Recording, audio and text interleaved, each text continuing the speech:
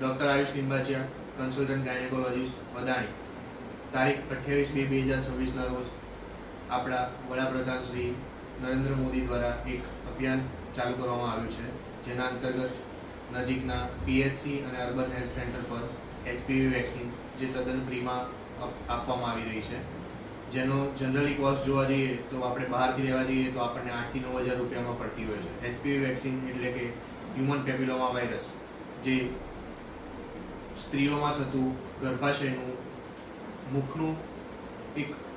મુખના કેન્સરનું એક અગત્યનું.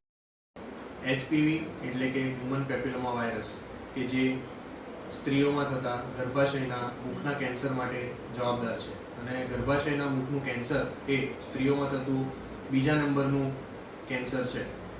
તો આના માટેનો એક જ ઈલાજ છે કે HPV વેક્સિન. HPV વેક્સિનને લઈને સમાજની અંદર ઘણી ગેરમાન્યતાઓ ચાલી રહી છે, જેમ કે વેક્સિનના લીધે સ્ત્રીની અંદર પ્રજનન ક્ષમતા ઓછી થઈ જવી, માસિકમાં અનિયમિતતા આવવી અને ટૂંકા કે લાંબા સમયની અંદર કોઈપણ જાતની ખામી થવી. તો આવું કંઈ જ હોતું નથી, એ એક જાતની અફવા છે. સ્ત્રીની અંદર ટૂંકા કે લાંબા સમયની અંદર આ વેક્સિનને લીધે કોઈ જ આડઅસર થતી નથી.